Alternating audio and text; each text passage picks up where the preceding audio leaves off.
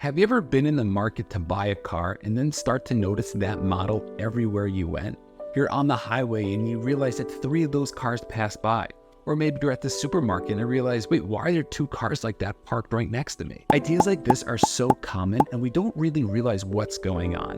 But if we can understand why it happens, then we can actually start to control what it is that we're seeing and what it is that we're actually gaining from the things that are happening in our life.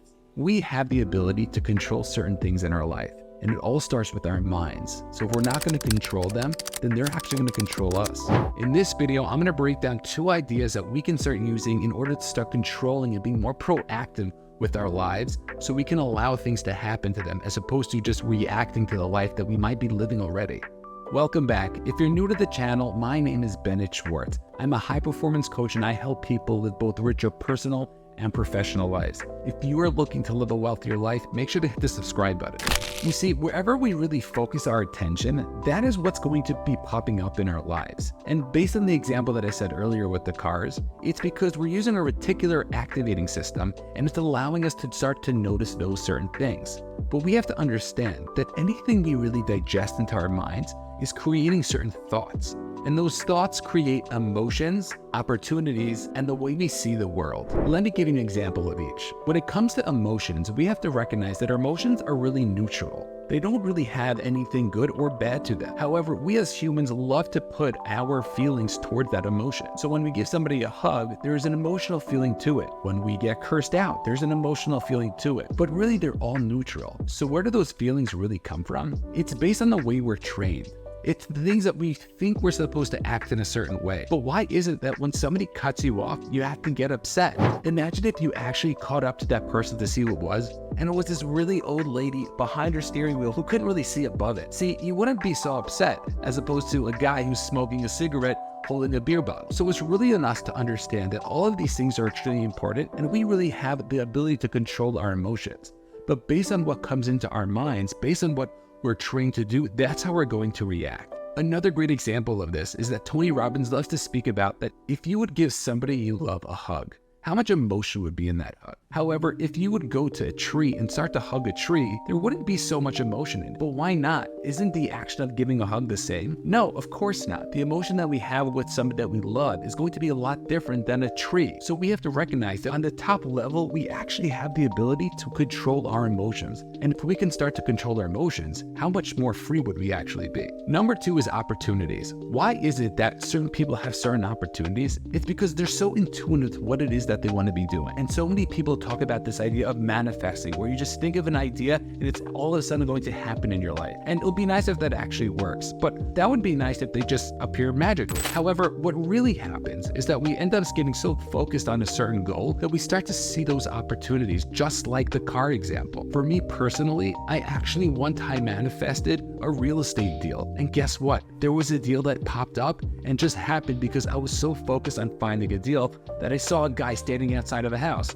Me being a shy, timid guy, I actually didn't go over to him at first, but then I'm like, you know what the heck? I ended up walking over to him and asking him certain questions and we exchanged numbers. Over the course of the year, we started speaking and about a year later, he told me he wanted to sell his property. If it wasn't for me manifesting this idea that I wanted to buy a specific house, then it would never have happened for me. Manifesting is one of the most important and powerful tools that somebody can use to achieve their goals. But to recognize if you're aligned with whatever it is you want, you're going to start seeing those opportunities pop up in front of you. So depending on what things come into our mind, what thoughts we end up having, we're going to end up manifesting different things. And the weird thing about manifestation that most people don't know is that everyone's manifesting all the time. People just don't recognize it. So if somebody's anxious or somebody's nervous, they're manifesting an anxious future. And that's not something that I think anybody really wants.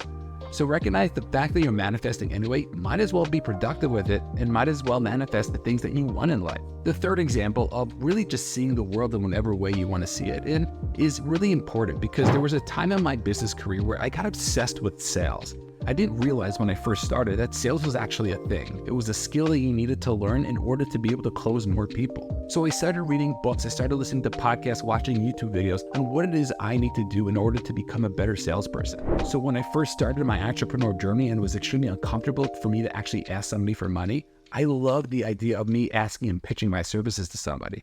because I then knew what it is that I wanted to do. But then I took a step back and I recognized, wow, this is very interesting. I just soaked myself up in all these ideas about sales. Then all of a sudden I became more hungry to do more sales. Imagine if I would do that in other areas of my life. What would happen then? And I recognized that if I could start putting myself in a situation where I'm digesting information into my mind, then I could actually start having the thoughts that I want to be having. So now that I'm not just doing it with sales, I'm doing it with my own personal development, my own growth, my own happiness.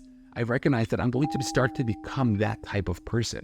And we really start to create the lifestyle that we want and the reality that we really want to have. So what is one thing that you're looking to do? What is one thing that you want to be better at, that you want to start experiencing, and then maybe start focusing some of your time towards that thing, and then you're going to see it really come around full circle into the rest of your life. So now we know that it's great to be able to do all these things, but the question is, how are we supposed to do it? So let me share with you these 3 ideas that you can start using every single day to make sure that the things that we're actually digesting in our minds are actually the things we want, so we can start controlling what it is that we're looking to really do. The first idea is to recognize that the people around us are going to have an effect. Jim Rohn is famous for talking about the idea that whoever the 5 closest people around you are, they're going to have the biggest influence on you. And you might be saying, well, Bennett, what am I supposed to do? There's certain people around me that I just can't get rid of. I can't just drop them. Maybe it's a family member, maybe it's the friend that you've had since childbirth, but just recognize that those people don't have to be in your closest 5 circle. We have to pick those 5 people, and we have to recognize what it is that we can start to do.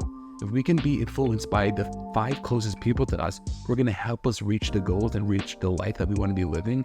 We're going to get there a lot quicker. The second idea is the content that we are actually taking in. Just like in terms of the sales example I gave before, I was obsessed with sales. However, so many people are obsessed with such garbage nowadays that they're just digesting all of this stuff that is not going to be beneficial towards them. And they think it's really not affecting them, but they have to understand it really is. So whether it's the music you listen to, the news you watch, I recommend don't watch the news, because usually all the time it's just negative and it's not helping you. or any other social media outlet, be very conscious about what it is that you're watching and how it is that you're digesting it.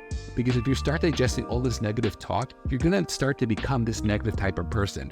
And if that's the person you want to be, then great, go ahead and do it. But if you're on this channel, you're looking to live an ideal life, to live an amazing life, and that's probably not what you want to be doing. The third and final idea is give yourself time to think. Nowadays, it's so easy to be distracted all the time. And even when somebody's trying to think and just be with themselves, they have the urge to just pull out their phone to see if they got a message or whatnot. But maybe realize that that time that you're going to have to think, whether it's 5 minutes, 30 minutes, an hour, 2 hours, just by yourself with no distractions, can be the most productive time for you. We're so used to just moving to 100 miles per hour that if we just slow down for just a few minutes and recognize, are the things that I'm doing right now the things that I want to be doing, you'll be able to really start taking control of your life. You'll be able to start taking control of your mind and really understand that the things that are going into your mind are creating the thoughts that you want to be creating, so we can start living the life that we want to be living. So just recognize that if you can control your mind, you can control your life. But something is going to control your mind. It's going to be either you or somebody else. If you have found any of these tips helpful, make sure to subscribe and hit the bell so the next time we send out a video, you're going to be the first one to know.